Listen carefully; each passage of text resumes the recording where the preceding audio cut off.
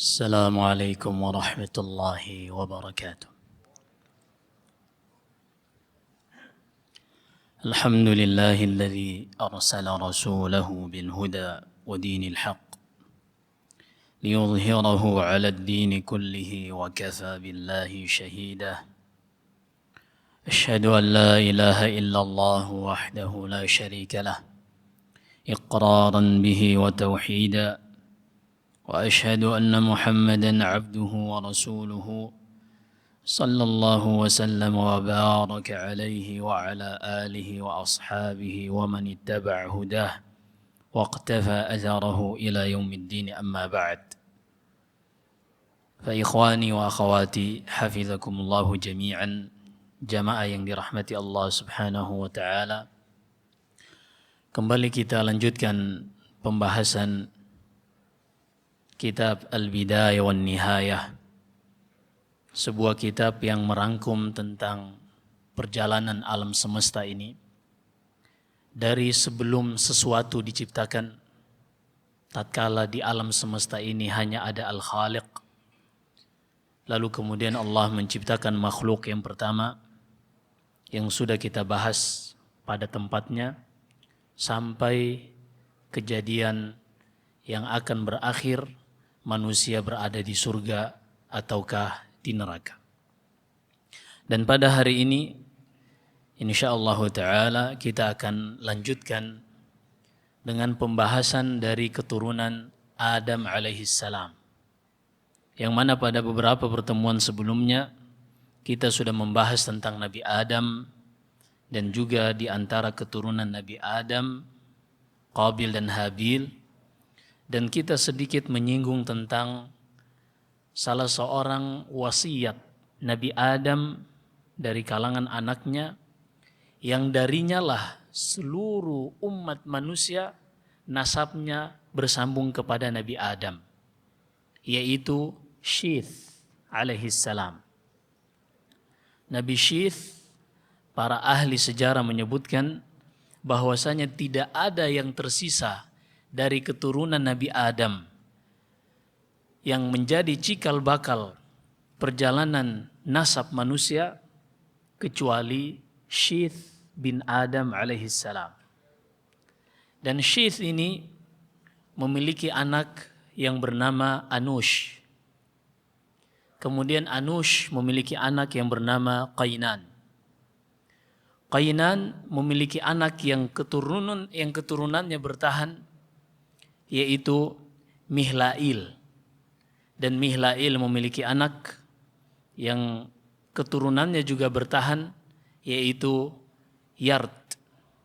Dan Yard ini memiliki anak yang bernama Khanukh.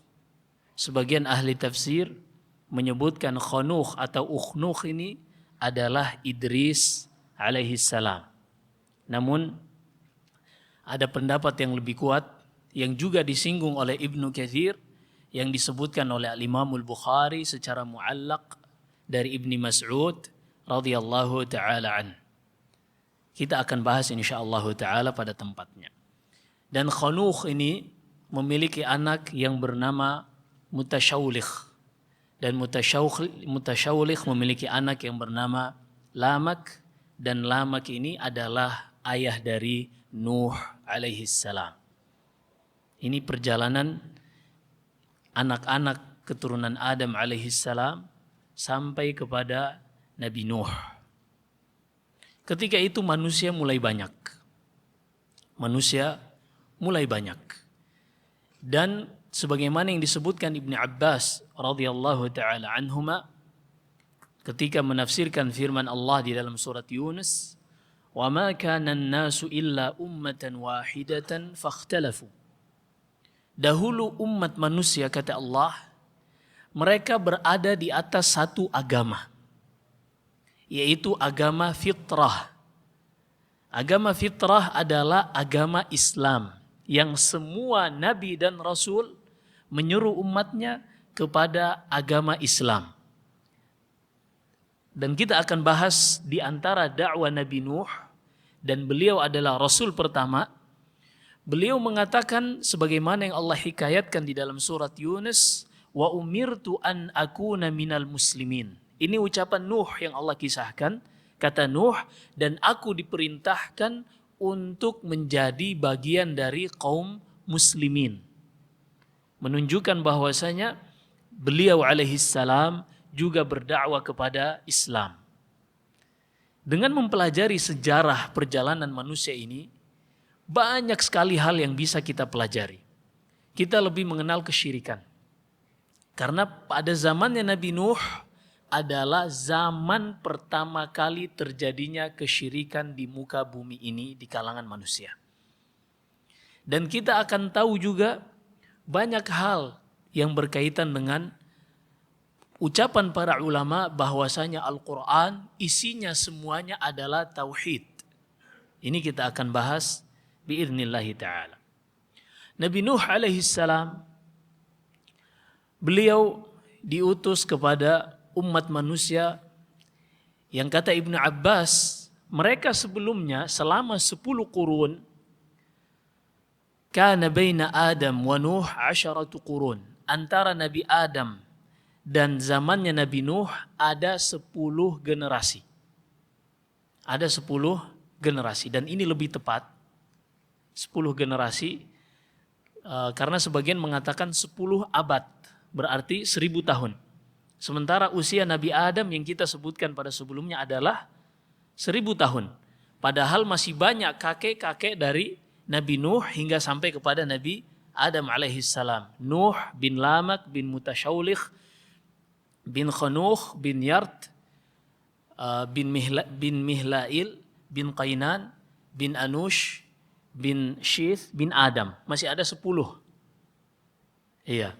Sehingga kata Ibnu Katsir di dalam kitabnya Al-Bidayah wan Nihayah, lebih tepat ketika kita terjemahkan qarn ini 10 qurun dengan 10 generasi. Karena terkadang generasi usia mereka melebihi 100 tahun. Seperti yang disebutkan oleh Allah Subhanahu wa taala tentang Nabi Nuh, usia berdakwanya saja adalah 950 tahun. Nanti kita akan sebutkan berapa sih usia Nabi Nuh. Karena yang Allah sebutkan adalah usia dakwah beliau, masa dakwah beliau di tengah-tengah umatnya yaitu 950 tahun. Padahal sebelum beliau diangkat menjadi nabi, beliau sudah hidup. Dan setelah peristiwa tufan, umatnya dibinasakan ketika itu, beliau masih hidup setelahnya. Maka kita akan bahas insyaallah ta'ala. Kata Ibnu Abbas radhiyallahu ta'ala anhuma, kana baina Adam wa Nuh 10 qurun. Perjalanan generasi manusia sejak zaman Nabi Adam sampai zaman Nabi Nuh adalah 10 generasi. Kulluhum 'alal Islam. Semuanya berada di atas agama fitrah, yaitu agama Islam. Belum pernah terjadi kesyirikan. Terjadi kemungkaran dan kemaksiatan, tapi bukan kesyirikan. Seperti yang kita sudah bawakan pada bulan lalu, kisah tentang 2 orang anak Adam yang saling atau yang mana kakaknya membunuh adiknya, Qabil dan Habil. Ini adalah kemaksiatan, tapi bukan kesyirikan. Adapun kesyirikan tidak terjadi kecuali pada zamannya Nabi Nuh. Sehingga menjadi penting bagi kita untuk mengetahui apa sebabnya kesyirikan itu terjadi. Ketika kita mengetahui ini, kita akan lihat betapa indahnya Islam menutup pintu-pintu yang mengantarkan kepada kesyirikan. Disebut dengan bab saddud dzari'ah, menutup pintu-pintu yang mengantarkan kepada kemungkaran. Contohnya misalnya, Islam mengharamkan perzinahan. Apakah perzinahan saja yang merupakan tujuan ini saja yang Allah haramkan? Ternyata Allah juga mengharamkan hal-hal yang bisa mengantarkan kepada perzinahan. Seperti misalnya khalwah. Seperti misalnya laki-laki memandang kepada perempuan yang bukan mahramnya atau sebaliknya perempuan memandang kepada laki-laki yang bukan mahramnya. Allah berfirman di dalam surat An-Nur, "Qul lil mu'minina yaghuddu min absarihim wa yahfazu furujahum dzalika azka lahum." Katakan kepada laki-laki beriman untuk menundukkan pandangan mereka dari wanita-wanita yang bukan mahram mereka. Wa kullil mu'minat yaghdudna min absarihinna wa yahfazna furujahunna wa la yubdina zinatahunna illa ma dhahara minha. Dan katakan kepada wanita-wanita yang beriman untuk mereka juga menundukkan pandangan dari laki-laki yang bukan mahram mereka. Perhatikan di sini, Islam selain mengharamkan yang merupakan pengharaman tujuan, tahrimul maqasid, yaitu perzinahan, Islam juga mengharamkan yang namanya tahrimul wasail, segala hal yang bisa mengantarkan kepada pengharaman tujuan tadi, contohnya zina. Nah, pengharaman tahrimul wasail, pengharaman wasilah ini bisa menjadi halal, bisa menjadi boleh ketika ada hajat. Pengharaman wasilah ini bisa menjadi boleh ketika ada hajat. Misalnya, seorang laki-laki ingin mengkhitbah melamar seorang perempuan.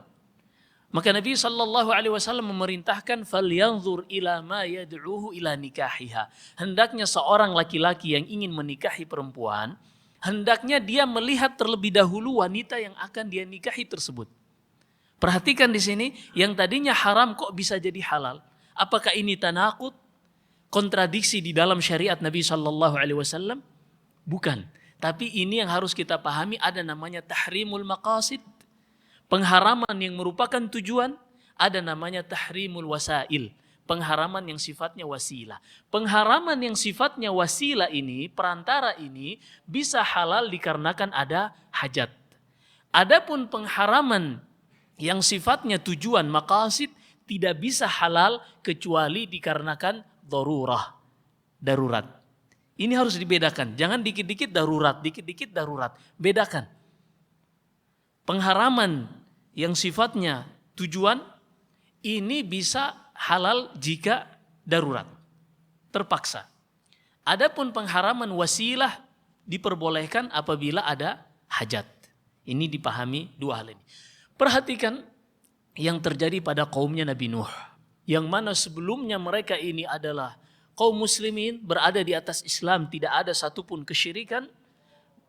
Lalu muncul benih-benih kesyirikan itu pada zaman Nabi Nuh yang ternyata tidak terjadi sekaligus.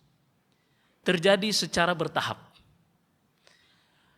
Kesyirikan ini terjadi berawal dari 5 orang saleh dari kaumnya Nabi Nuh yang Allah kisahkan di dalam surat Nuh di juz 29. Allah berfirman, "Wa qalu la tazarunna alihatakum wa la tazarunna waddan wa la suwa'an wa la yaghuth wa ya'uq wa nasran."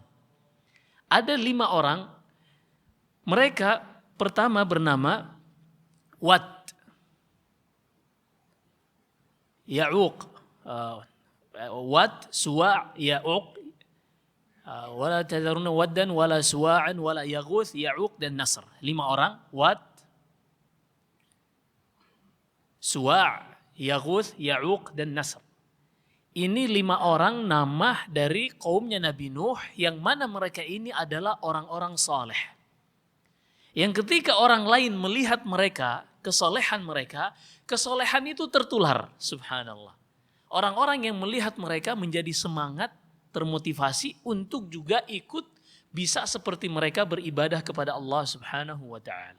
Ketika 5 orang ini meninggal, mereka seperti kehilangan semangat. Maka datang iblis memberikan bisikan-bisikan, "Kenapa kalian tidak membuat gambar dari orang-orang ini dan kalian letakkan di tempat-tempat yang dahulu kalian beribadah kepada Allah Subhanahu wa taala?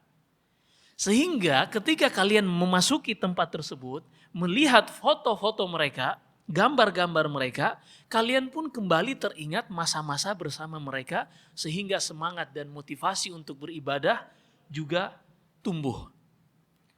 Mereka pun melakukannya. Dan mereka tidak beribadah kepada gambar-gambar tersebut sama sekali. Benar-benar semata-mata hanya untuk motivasi, meningkatkan semangat beribadah kepada Allah Subhanahu wa taala. Kemudian generasi tersebut meninggal. Datang lagi sebagaimana yang dinukilkan Ibnu Katsir dari sebagian athar dari para sahabat, datang lagi iblis pada generasi dari anak keturunan yang sebelumnya. Datang iblis lalu memberikan bisikan-bisikan untuk gambar saja tidak cukup. Buatkan suratun mujassamah, buatkan gambar yang berjasad, patung. Akhirnya dibuatkanlah, diletakkan di tempat mereka terbiasa beribadah kepada Allah Subhanahu wa taala. Dan belum diibadahi sama sekali. Mereka tidak berdoa kepadanya, tidak mengikatkan harapan dan rasa takut kepadanya, sama sekali tidak. Generasi tersebut berakhir. Datang keturunan-keturunan mereka juga masih belum diibadahi. Hanya saja ilmu itu semakin generasi berlanjut dan Allah tidak menjamin penjagaan ilmu tersebut pada mereka, maka ilmu tersebut berangsur-angsur akan hilang. Ketika Allah tidak menjamin satu kitab yang Allah turunkan kepada mereka untuk tidak dirubah dan tidak akan hilang, maka ilmu tersebut akan sedikit demi sedikit hilang. Berbeda dengan umat Islam, Allah berfirman, "Inna nahnu nazzalna dzikra wa inna lahu lahafizun." Kami yang menurunkan Al-Qur'an, az-zikr, dan kami yang menjaganya. Ketika generasi tersebut berakhir dan muncul generasi-generasi setelahnya dan ilmu ini sudah terkikis dan hilang, artinya ilmu tentang tauhid Islam, bahwasanya patung-patung dan gambar-gambar tersebut tidak berhak untuk diserahkan kepadanya ibadah. Hanya saja begitu ilmu hilang, terhapus dari generasi-generasi yang datang berikutnya, lalu datang kembali iblis membisikkan kepada mereka, dahulu nenek moyang kalian beribadah kepada patung-patung dan gambar-gambar tersebut, fa'ubidat. Kata Ibnu Abbas radhiyallahu taala anhuma, ni'mat turjumanil Quran, ni'mat turjumanul Quran, sebaik-baik penafsir Al-Quran dari umat ini. Akhirnya pada generasi-generasi setelahnya, patung-patung dan gambar dari Wat, Suwa', Yaghuth, Ya'uq dan Nasr diibadahi selain Allah Subhanahu wa taala. Jadi mereka beribadah kepada Allah, juga beribadah kepada 5 patung tadi. Ini harus dipahami. Jadi syirik itu bukan seorang tidak beribadah kepada Allah, bukan. Tapi dia menyertakan ketika beribadah kepada Allah juga beribadah kepada selain Allah. Demikian kesyirikan orang-orang jahiliyah, yang mana mereka ketika ingin berdoa kepada Allah, mereka menganggap diri mereka ini kotor, tidak suci, sehingga mereka membutuhkan wasilah, membutuhkan perantara. Maka mereka mencari perantara-perantara berupa orang-orang saleh yang sudah meninggal, atau berupa perwujudan orang-orang saleh yang sudah meninggal, lalu mereka berdoa kepada orang saleh tersebut untuk disampaikan kepada Allah. Dan inilah kesyirikan yang Allah sebutkan di dalam surat Yunus. Wa ya'buduna min dunillahi ma la yadhurruhum wa la yanfa'uhum wa yaquluna haula'i syufa'auna 'indallah.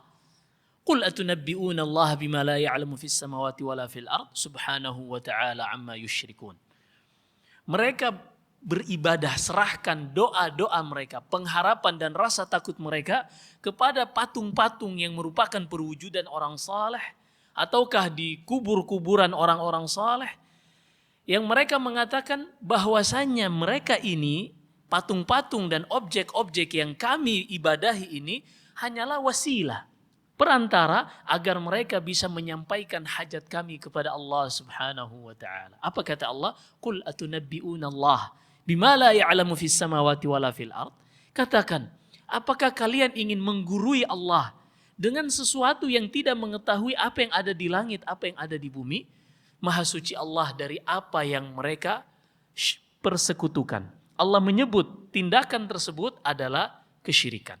Baik, kita kembali kepada Nabi Nuh alaihi salam. Ketika patung-patung tadi sudah diibadahi, diutuslah Nabi Nuh alaihi salam. Dan beliau diangkat menjadi nabi sebagaimana yang disebutkan dari Ibnu Abbas, dinukil oleh Ibnu Katsir di dalam tafsirnya. Beliau diutus pada usia kebanyakan para nabi, yaitu 40 tahun. Dan beliau berdakwah di tengah-tengah kaumnya selama 950 tahun dengan segala macam metode dakwah dari sembunyi-sembunyi. Beliau mendatangi satu persatu. Beliau dakwai, beliau nasihati. Tidak ada yang mau mengikuti dakwah Nabi Nuh alaihi salam. Beliau pun mengumumkan secara terang-terangan. Keduanya itu dilakukan di pagi dan di siang hari. Di pagi, siang hari, di malam hari, sepanjang waktu hidup Nabi Nuh alaihi salam, beliau gunakan untuk berdakwah selama 950 tahun. Dengan demikian, kata Allah, wa ma amana ma'ahu illa qalil. Dan tidaklah beriman kepada Nabi Nuh kecuali sangat sedikit. Allah sebutkan kisah Nabi Nuh ini, di antaranya tujuannya adalah tasliyah lin Nabi sallallahu alaihi wasallam, untuk hiburan bagi Nabi sallallahu alaihi wasallam. Ketika beliau mendatangi banyak dari kabilah Arab, beliau ditolak, diusir, dilempar. Maka Allah Subhanahu wa taala berfirman di akhir surat Hud, "Wa kadzalika naqussu 'alaika min anba'ir rusuli ma nuthabbitu bihi fu'adak wa qad ja'akal haqqu min rabbika wa mau'izatun wa dzikra lil mu'minin." Demikianlah kami kisahkan kepada engkau wahai Muhammad cerita-cerita dari nabi-nabi sebelum engkau, tujuannya linutsabbita bihi fuadak, agar kami menguatkan, mengokohkan hatimu. Baik, diutuslah Nabi Nuh sehingga beliau adalah rasul yang pertama yang diutus kepada penduduk bumi. Adapun nabi sudah ada sebelum beliau. Nabi yang pertama siapa? Nabi Adam alaihissalam. Sebagian menyebutkan Syith juga nabi. Yang membedakan antara keturunan Adam yang nabi dengan bukan nabi, nabi adalah mukallam. Seorang dikatakan nabi ketika langsung mendapatkan wahyu dari Allah Subhanahu wa taala. Ketika mendapatkan wahyu dari Allah Subhanahu wa taala, namun yang membedakan antara nabi dengan rasul, nabi dia mendapatkan wahyu untuk dia amalkan. Adapun rasul, dia mendapatkan wahyu untuk dia amalkan dan dakwahkan. Sebagaimana dari perjalanan Nabi sallallahu alaihi wasallam, beliau diangkat sebagai nabi dengan firman Allah, "Iqra bismi rabbikal ladzi khalaq." Sebagaimana yang disebutkan dalam Sahih Bukhari di dalam kitab Bad'il Wahyi. Kemudian beliau diutus 3 tahun setelahnya dengan surah Al-Muddathir. Barulah di situ beliau diangkat sebagai rasul. Lihat di sini yang membedakan, ketika beliau baru mendapatkan Iqra bismi rabbikal ladzi khalaq, beliau belum diperintahkan untuk mendakwahkannya. Beliau baru diperintahkan untuk mendakwahkannya ketika diturunkan kepadanya, "Ya ayyuhal muddathir qum fa'anzir." Wahai orang yang berselimut, bangunlah dan berikan peringatan. Dan disebutkan Syekh Ibnu Utsaimin rahimahullah juga, di antara perbedaan antara nabi dan rasul, nabi dia diutus di antara para rasul sebagai mujaddid. Dia mendapatkan wahyu tapi sebagai pembaharu risalah rasul yang diutus sebelumnya. Sehingga di kalangan Bani Israel banyak sekali nabi. Adapun rasul, dia diutus dengan membawa syariat dan mendapatkan pertentangan dari kaumnya. Ini di antara yang membedakan antara nabi dan rasul. Nuh alaihi salam, berdasarkan sejarah perjalanan manusia, beliau adalah rasul yang pertama karena kesyirikan baru terjadi pada zaman beliau. Dan dari sisi dalil di dalam Al-Quran, Allah berfirman di dalam surat An-Nisa, "Inna auhayna ilaika kama auhayna ila Nuhin wan nabiyyina min ba'di." Kami wahyukan kepada engkau wahai Muhammad sebagaimana kami wahyukan kepada Nabi Nuh dan nabi-nabi yang setelahnya. Perhatikan, sebagaimana yang kami wahyukan kepada Nabi Nuh dan nabi-nabi yang datang setelahnya. Dan siapa yang membaca Al-Quran dari awal sampai akhir, khususnya pada perjalanan umat-umat manusia, mereka akan mendapatkan bahwasanya tidak ada penyebutan satu kaum pun, satu rasul pun sebelum Nabi Nuh alaihi salam diutus. Adapun dari sisi dalil dalam Sahih Bukhari dan selainnya dalam hadis Asy-Syafa'atul Uzma, ketika manusia berada di padang mahsyar, matahari mendekat hanya sejarak 1 mil, manusia ketika itu mengeluarkan keringat sesuai dengan amalannya. Ada yang sampai di mata kakinya, ada yang sampai di betisnya, ada yang sampai di lututnya, ada yang sampai di pusarnya, ada yang tenggelam dengan keringatnya sendiri. Masing-masing sesuai dengan amalannya ketika hidup di dunia. Ketika itu mereka meminta saling berbincang-bincang di antara mereka dalam suasana yang sangat genting untuk mencari siapa yang bisa menyampaikan kepada Allah Subhanahu wa taala agar menyegerakan keputusan di antara manusia. Karena sudah sangat lelah manusia, sudah sangat capek dengan kondisi ketika itu. Panas yang sangat, kondisi yang sangat tidak nyaman. Akhirnya mereka mendatangi manusia pertama. Mereka pun mendatangi Adam alaihissalam. Lalu mereka menyebutkan kelebihan-kelebihan Nabi Adam, kenapa dia pantas untuk dimintai syafaat agar meminta kepada Allah segera memutuskan perkara di antara manusia.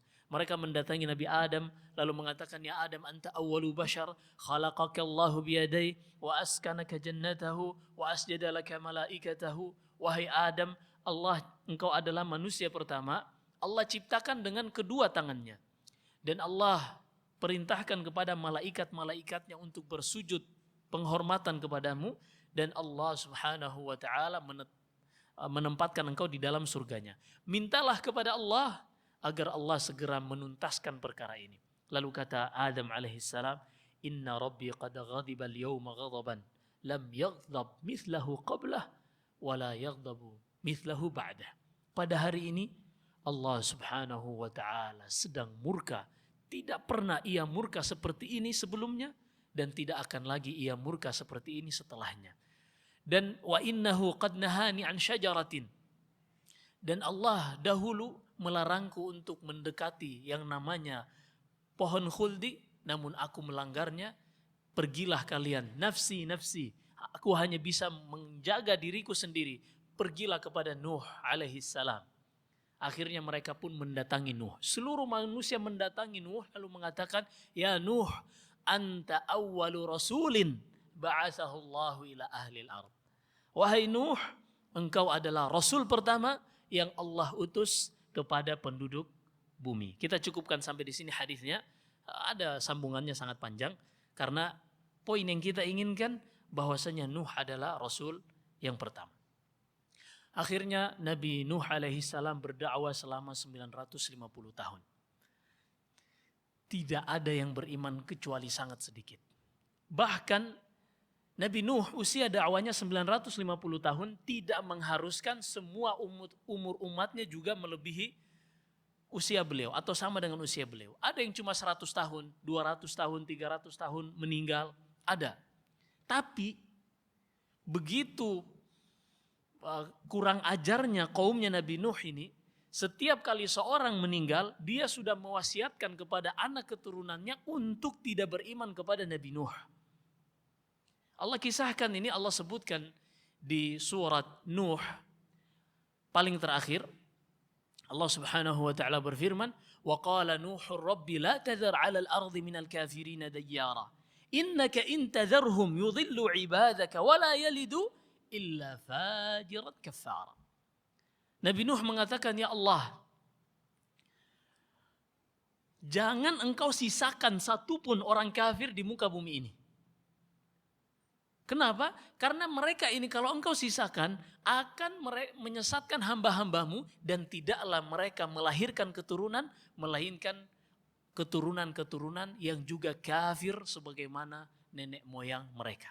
Selalu mereka wasiatkan kepada keturunan mereka untuk jangan beriman kepada Nabi Nuh. Akhirnya begitu hebatnya pertentangan yang didapatkan oleh Nabi Nuh, beliau pun marah dan berdoa kepada Allah Subhanahu wa taala. Dengan doa, qala rabbi inni maghlubun fantasir. Rabbana iftah bainana wa baina qaumina bil haqqi wa anta khairul fatihin. Qala rabbi inna qaumi kadzabun. Qala rabbi ansurni 'alal qaumil kafirin. Disebutkan oleh Allah Subhanahu wa taala di dalam beberapa ayat, beberapa kali Nuh berdoa kepada Allah Subhanahu wa taala dengan lafaz-lafaz yang berbeda.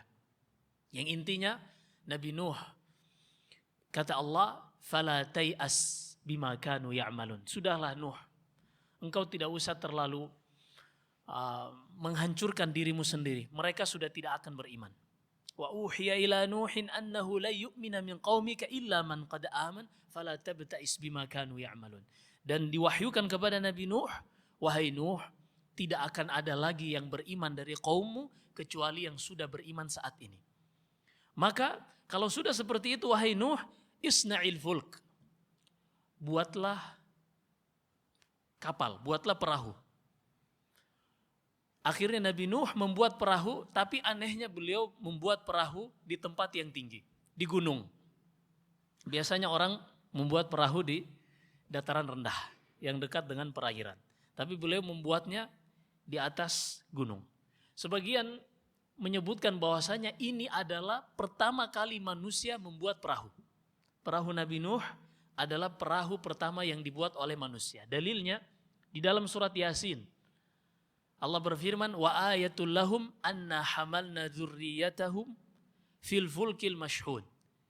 Dan di antara tanda-tanda nikmat rahmat yang Allah berikan kepada mereka adalah dahulu kami memuat mereka di dalam kapal yang penuh, yaitu kapalnya Nabi Nuh. Fil fulkil mashhun ini al lil ahdiyah untuk kapalnya Nabi Nuh. Kemudian kata Allah setelahnya, wa ja'alna lahum min mithlihi ma yarkabun, dan kami jadikan bagi mereka yang semisal dengan kapalnya Nabi Nuh apa yang bisa mereka kendarai. Ini sebagian ucapan ahli tafsir. Fa'ala kulli hal, kita kembali, Nabi Nuh membuat perahu yang sangat besar. Bahkan kata Ibnu Katsir, tidak pernah dilihat yang seperti itu, tidak sebelumnya, tidak pula setelahnya. Disebutkan dari Ibnu Abbas bahwasanya beliau membuatnya sebesar panjangnya 1.200 hasta. Hasta kita orang normal saja sudah 60 sampai 80. Ini keturunan Nabi Adam yang sudah mendekati hari kiamat. Nabi Adam alaihi salam hastanya lebih panjang. Bahkan tinggi beliau sittuna dzira'an. Tinggi Nabi Adam 60 hasta. Tentunya bukan tingginya doang kan yang panjang ke atas, tapi tangannya semuanya seimbang. Nah, hasta kurang lebih 1 meter.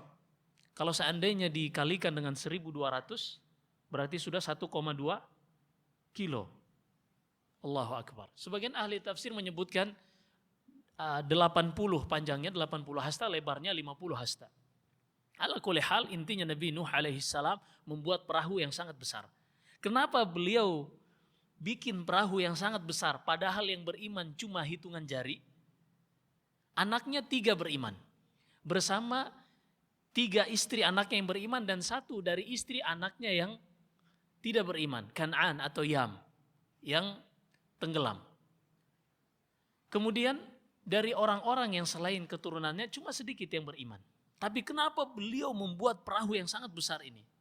Ternyata kata Allah, hatta idza jaa amruna wa farat an-nur qul nahmil fiha min kullin zawjayn itsnaini wa ahlak. Dalam qiraat lain min kulli zawjayn itsnain dengan idhafah. Ketika datang perintah kami itu ada tanda-tandanya. Maksudnya datangnya topan, angin topan yang membawa banjir, itu ada tanda-tandanya. Hatta idza wafarat an-nur, yaitu ketika mata air mulai keluar dari tempat-tempat yang bukan biasanya. Ini di antara penafsiran para ulama, ketika engkau mulai melihat banyak mata air keluar dari yang bukan biasanya, maka siap-siap.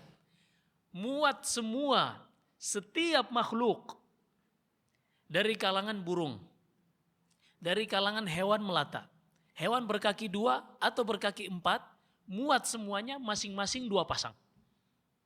Sehingga walaupun jadi diletakkan di dek pertama paling dasar, di lantai pertama, ini memuat hewan-hewan yang melata, yang berkaki 2, yang berkaki 4.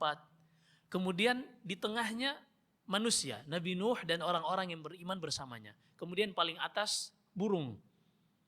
Mungkin ada yang mengatakan, Ustadz, burung kan gampang, terbang aja. Ketika itu seluruh permukaan bumi tenggelam.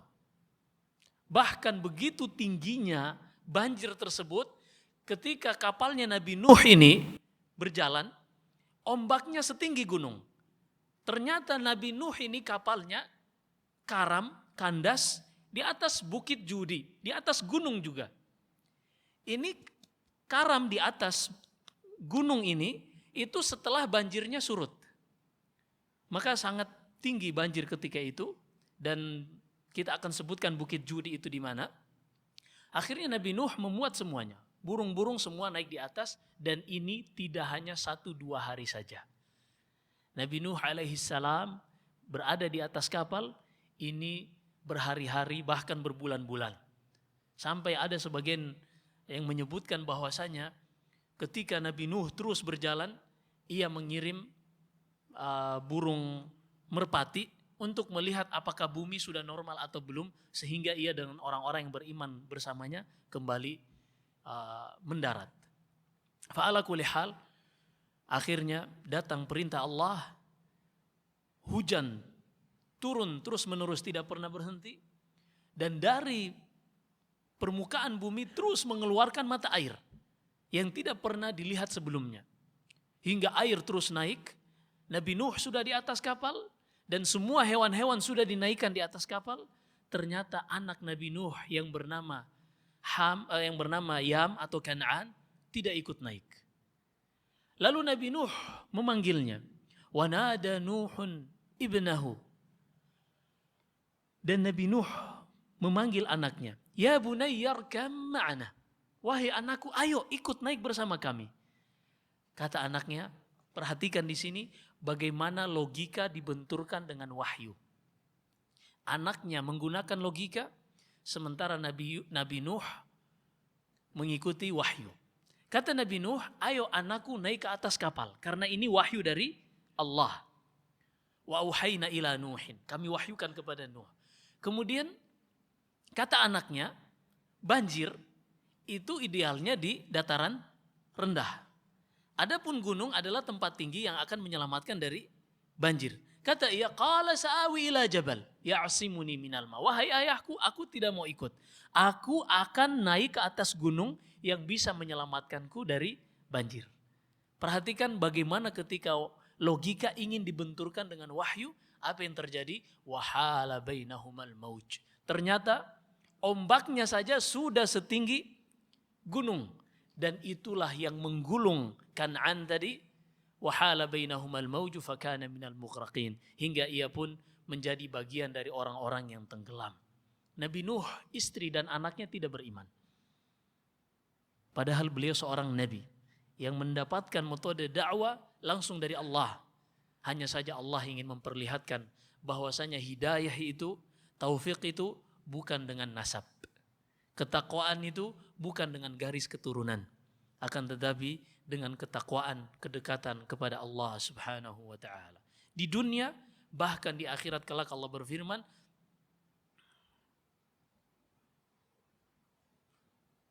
wa nufikha fis suri fala ansaba bainahum yauma idzin wala yatasaalun.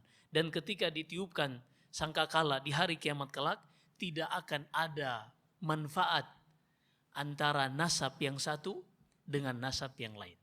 Termasuk nasab Nabi SAW tidak akan bermanfaat bagi siapapun selama ketaatan itu tidak menjadi cerminan dalam kehidupannya. Kata Nabi SAW, man lam yusri'uhu nasab, man lam yusri'uhu amalu, man batta'a anhu amalu lam yusri' lahu nasabu. Barang siapa yang amalnya ia tidak serius dalam beramal, maka nasabnya tidak akan menolongnya. Man batta'a lahu amaluhu lam yusri' lahu nasabuh. Tidak akan bermanfaat nasabnya. Akhirnya Nabi Nuh terus berjalan di tengah tufan yang sangat besar, bahkan ombak yang setinggi gunung, hingga akhirnya berhari-hari, berbulan-bulan, dan Allah Subhanahu wa taala memerintahkan kepada langit, wa qila ya ardu bil'i ma'aki wa ya sama'u aqli wa ghidhal ma wa qudiyal amr wastawat 'alal judi. Wahai bumi, wahai tanah, telan airmu, wahai langit, berhenti turunkan hujanmu. Kemudian air mulai surut dan kapal Nabi Nuh karam di atas bukit Judi. Para ahli sejarah menyebutkan bukit Judi ini berada di Irak, di suatu daerah yang bernama Mausil, di Mosul kalau kita sebutnya, di Irak. Nabi Nuh alaihi salam setelah peristiwa ini masih hidup bersama kaumnya yang beriman ini selama 60 tahun. Sehingga kalau kita jumlahkan semua total usia Nabi Nuh yang disebutkan Ibnu Abbas adalah 40 tambah 950 tambah 60, totalnya adalah 1050 tahun. Tapi yang beriman sangat sedikit. Dan tidak ada yang tersisa dari yang ikut bersama Nabi Nuh, keturunan-keturunannya, kecuali 3 saja. Yaitu Sam, kemudian kemudian Ham dan Yafith. 3 ini, Sam, kemudian Ham dan Yafith. Dan cikal bakal keturunan manusia semuanya berasal dari 3 ini saja. Kata Nabi SAW dari Samurah bin Jundub radhiyallahu an, Nabi SAW bersabda yang diriwayatkan Imam Tirmidzi, Samun Abul Arab. Sam ini yang akan menjadi cikal bakal keturunan bangsa Arab. Adapun Ham Abul Habasyah. Dan Ham cikal bakal keturunan bangsa kulit hitam, Ethiopia.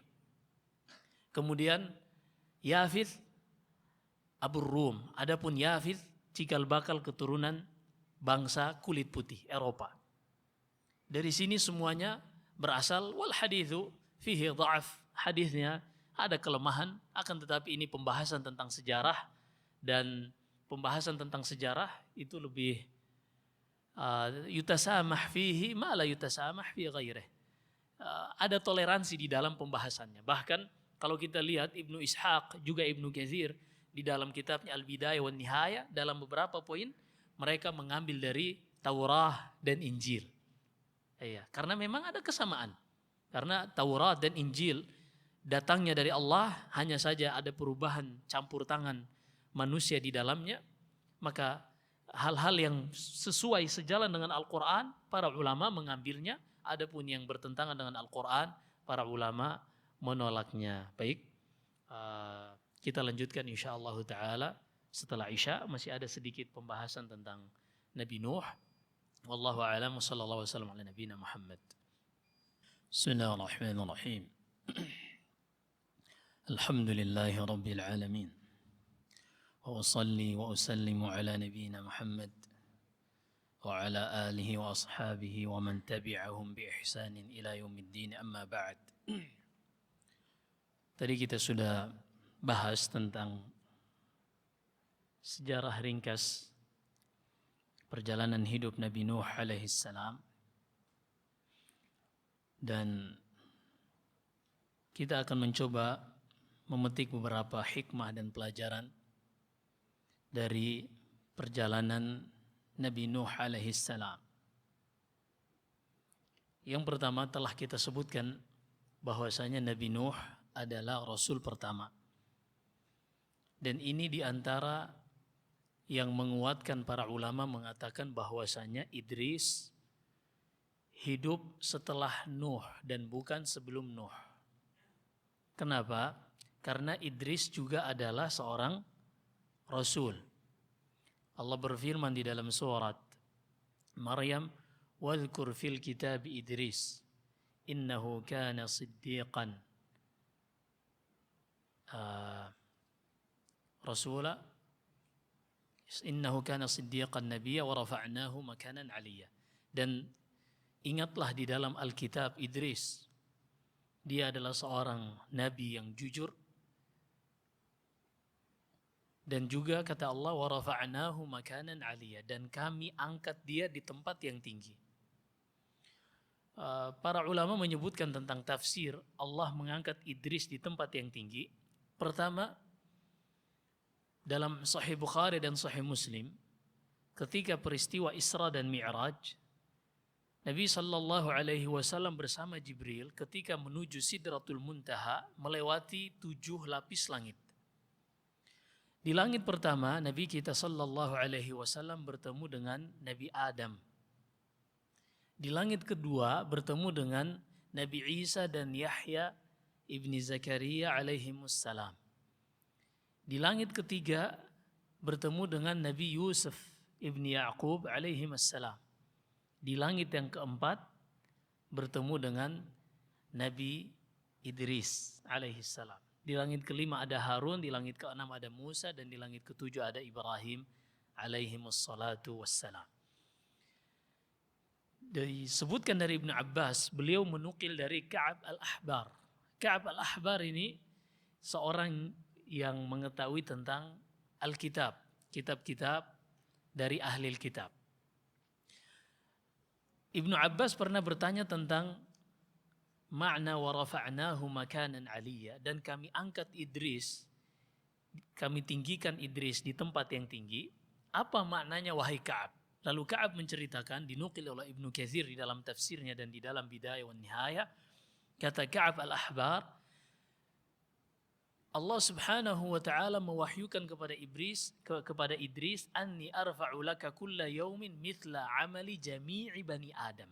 Wahai Idris, aku akan naikkan dari amalanmu setiap hari sejumlah amalan anak keturunan Adam yang hidup pada zamannya. Artinya amalan yang dilakukan Idris akan diberikan pahala yang berlipat ganda.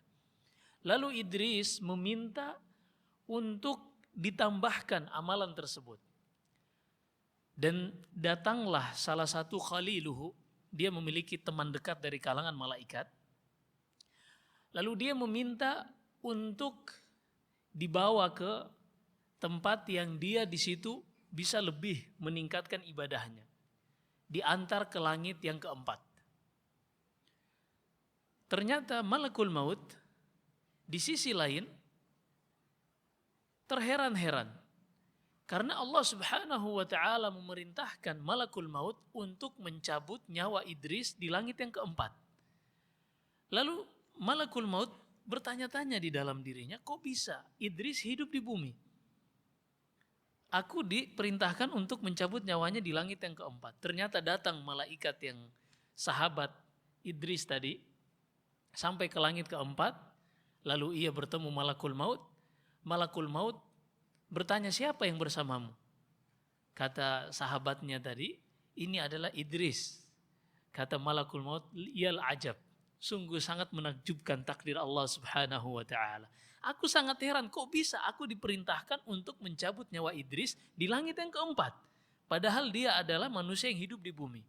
Ternyata di sisi lain Idris yang meminta untuk diantarkan ke langit keempat agar dia lebih banyak bisa memperbanyak ibadah. Allah Subhanahu wa taala berfirman di akhir surat Luqman, wa ma tadri nafsun bi ayyi ardhin tamut. Dan manusia tidak mengetahui di tempat mana dia diwafatkan. Baik, sehingga kata para ulama, Idris ini bukan kakek dari Nuh yang tadi kita sebutkan namanya Khanuh, kakek ketiga dari Nuh. Nuh bin Lamak bin Mutasyawlikh bin Khanuh. Sebagian seperti Ibnu Ishaq menyebutkan bahwasanya Khanuh ini adalah Idris yang beliau nukil dari ahli kitab. Tapi sebenarnya yang rajih bukan, karena tidak ada Rasul yang diutus sebelum Nuh berdasarkan nas Al-Quran dan hadis syafaat tadi di hari kiamat kelak di padang mahsyar. Kemudian yang kedua, disebutkan Syekh Ibnu Utsaimin rahimahullah, setiap nabi yang namanya disebutkan di dalam Al-Quran, fahuwa rasul, kullu nabiyyin dzukira ismuhu fil Quran fahuwa rasul illa Adam. Setiap nabi yang namanya disebutkan di dalam Al-Quran, maka dia juga merangkap sebagai rasul kecuali Adam alaihissalam. Ya, sehingga yang kita sebut 25 nabi dan rasul. 24 rasul, 25-nya satu yaitu Adam bukan rasul. Beliau hanyalah seorang nabi karena tidak ada umat yang diutus kepadanya. Baik. Ini diantara yang memperkuat karena Allah berfirman di dua tempat, wa rusulan qad qasasnahum 'alaika min qabl wa rusulan lam naqsushum 'alaik.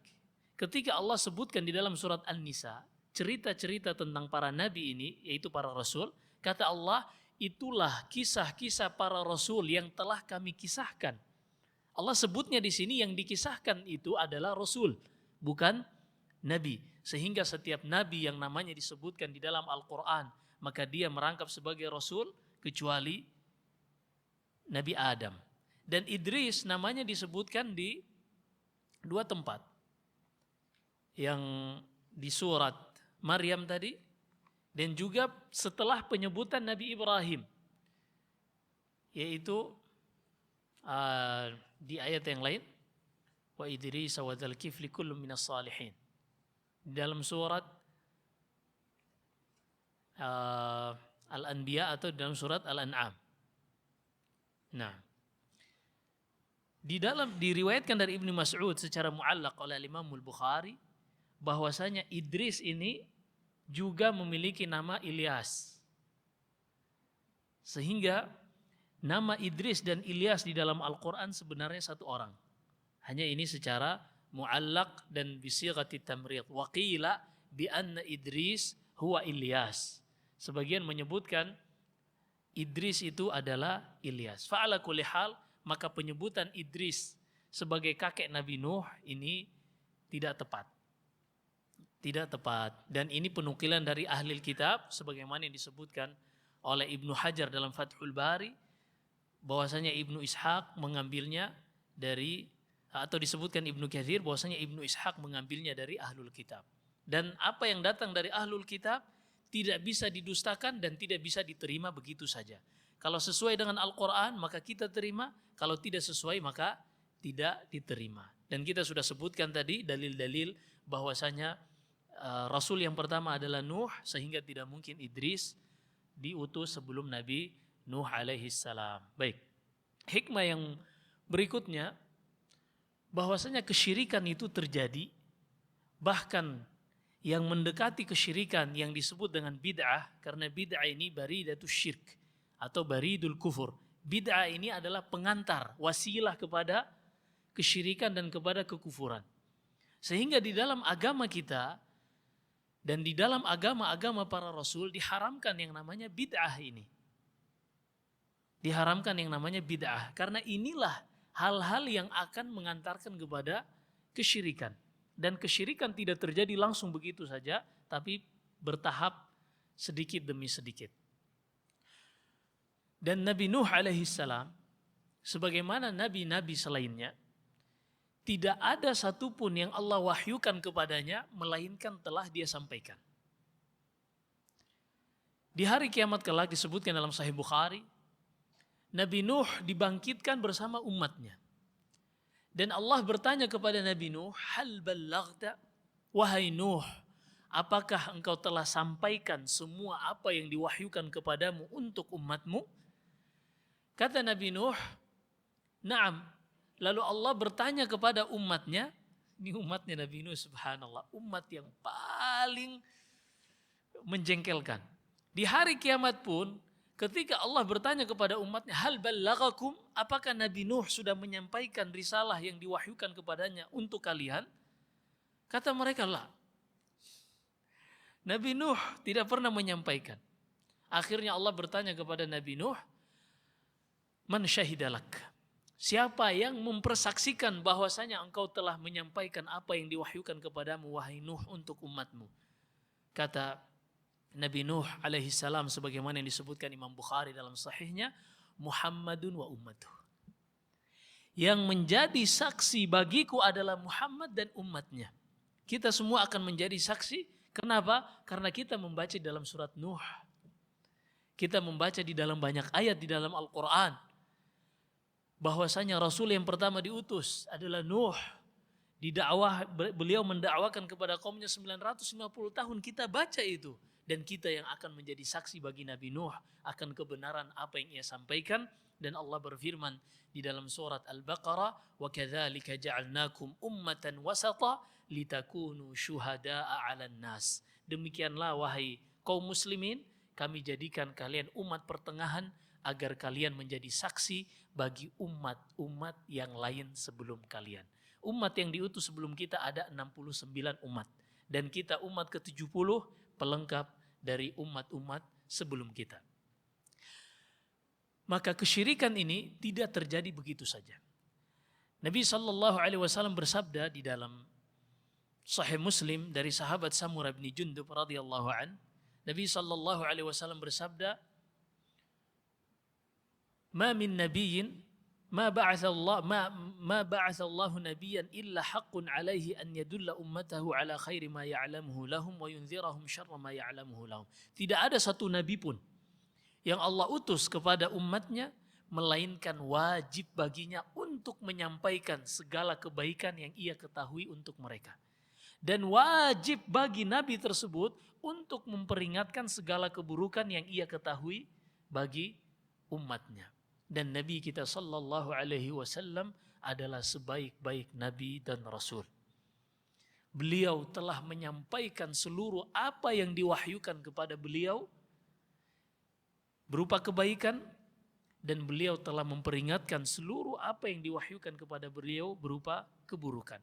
Maka tidak ada lagi agama, tidak ada lagi tata cara beribadah, tidak ada lagi ritual yang bisa diterima selain dari apa yang dicontohkan oleh Nabi sallallahu alaihi wasallam. Kenapa? Karena tidak ada jalan lagi yang bisa mengantarkan seorang hamba kepada Allah, semuanya tertutup kecuali melalui jalan Muhammad sallallahu alaihi wasallam. Allah berfirman di dalam surat Al-Ahzab, "Ma kana Muhammadun aba ahadin min rijalikum, walakin Rasulullah wa khataman nabiyyin." Muhammad bukanlah ayah salah seorang lelaki di antara kalian, akan tetapi dia adalah seorang rasul dan penutup para nabi.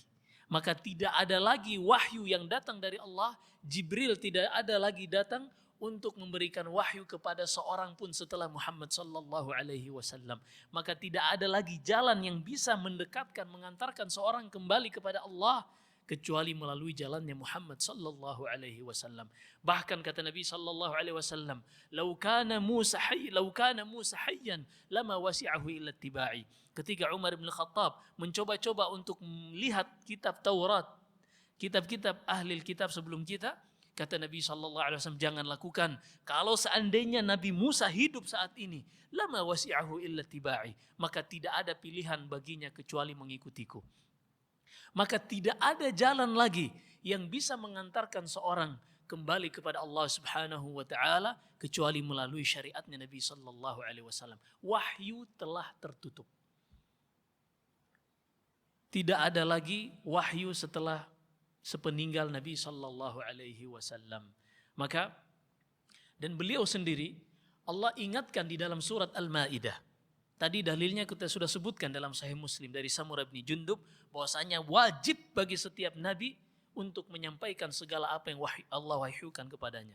Dan khusus nabi kita di dalam surat Al-Maidah Allah berfirman, ya ayyuhar rasul balligh ma unzila ilaika min rabbik wa in lam taf'al fama ballaghta risalata wallahu ya'simuka minan nas. Wahai Rasul Muhammad sallallahu alaihi wasallam, sampaikan seluruh apa yang Allah wahyukan kepada engkau.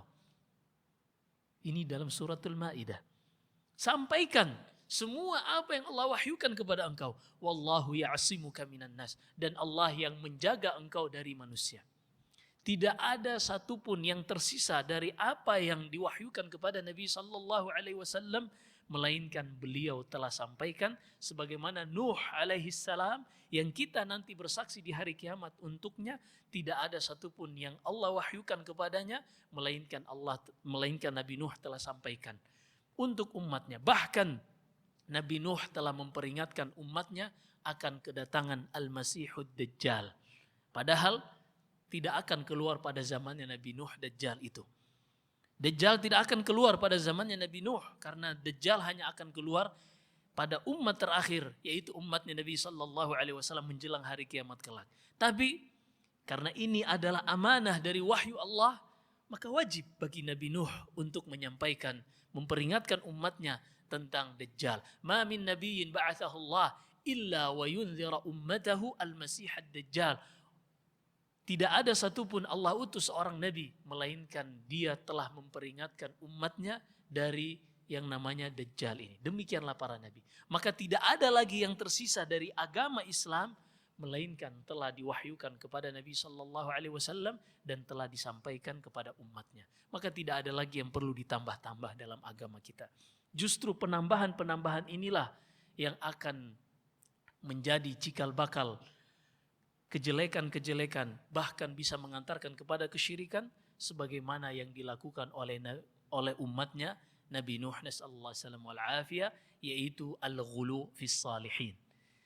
Terlalu mengkultuskan orang-orang saleh, terlalu berlebihan di dalam menyanjung orang-orang saleh, sebagaimana kisah yang kita sebutkan tentang kaumnya Nabi Nuh. Dan tidaklah orang-orang Nasara beribadah, menyerahkan ibadah mereka kepada Isa bin Maryam, melainkan dikarenakan mereka mengangkat Isa bin Maryam melebihi kapasitasnya sebagai seorang hamba dan rasul. Sehingga Nabi Shallallahu Alaihi Wasallam bersabda, "La tuturuni kama atratin Nasara al-Masih ibn Maryam." Jangan kalian menyanjungku berlebihan, kata Nabi Muhammad Shallallahu Alaihi Wasallam, sebagaimana orang-orang Nasara menyanjung Isa bin Maryam. Begitu mereka terlalu berlebihan di dalam menyanjung Isa hingga menaikkan derajatnya dari seorang hamba dan rasul menjadi seorang yang berhak untuk diserahkan kepadanya ibadah, yaitu sebagai Tuhan. Iya, dan ini adalah bid'ah. Bid'ah di kalangan orang-orang Nasara yang tidak pernah diajarkan oleh Isa. Apa ajaran Isa? Allah Subhanahu wa taala berfirman di dalam surat Al Imran dan surat yang lainnya, innallaha rabbi wa rabbukum fa'buduh hadza siratum mustaqim. Dan Allah adalah Robku dan Rob kalian, maka beribadalah kepadanya. Inilah jalan yang lurus. Iya.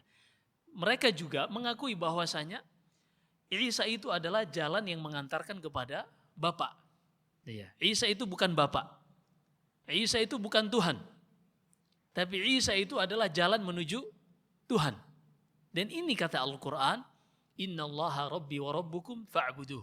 Allah adalah Rabbku, kata Isa, dan Rabb yang menciptakan kalian, maka hendaklah kalian beribadah kepadanya. Hadza siratum mustaqim. Inilah jalan yang lurus yang mengantarkan kita kepada Allah Subhanahu wa taala. Baik, ini yang bisa kita sampaikan, banyak hikmah-hikmah yang bisa kita petik sebenarnya.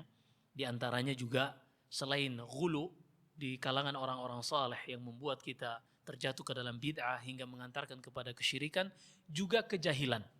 Tadi kita sebutkan sebab patung-patung tersebut diibadahi yang sebelumnya tidak diibadahi adalah karena hilangnya ilmu, terkikisnya ilmu, dihapusnya ilmu. Maka seorang yang jahil, yang tidak memanfaatkan usianya untuk belajar agama, potensi untuk terjatuh ke dalam kesyirikan dalam keadaan dia tidak tahu itu sangat besar.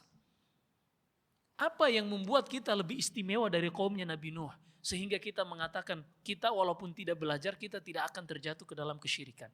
Kita walaupun tidak belajar kita tidak akan terjatuh ke dalam kemaksiatan. Betapa banyak dari umat ini yang terjatuh ke dalam kesyirikan dalam keadaan mereka menganggap itu ketaatan kepada Allah.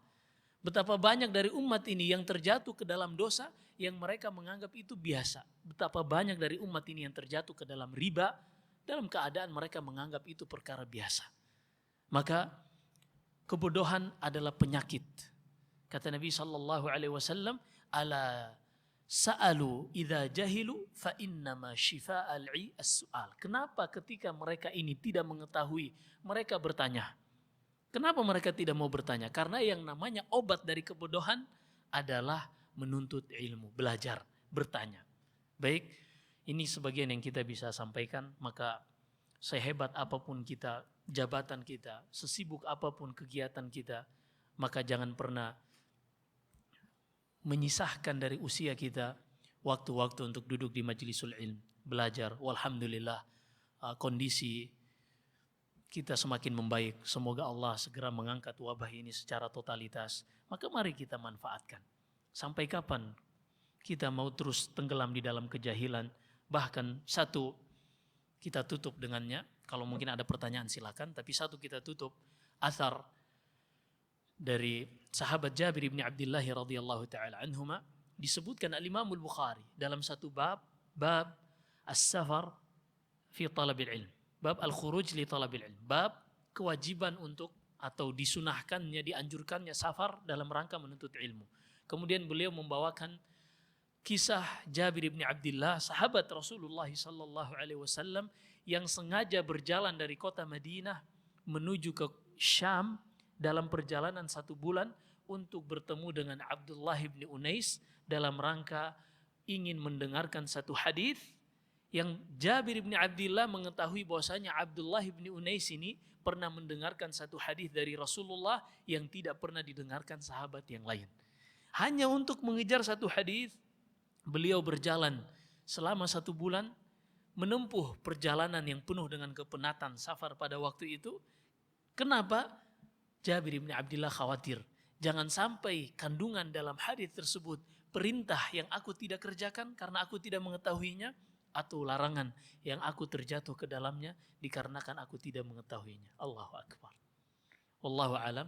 Silakan kalau ada yang ingin bertanya sebelum kita tutup. Kalau tidak ada, sudah malam, hampir jam 8. Kita tutup insyaallah. Semoga Allah Subhanahu wa taala menanamkan di dalam hati kita kecintaan kepada iman, kepada Islam, kepada kaum muslimin, kepada menuntut ilmu.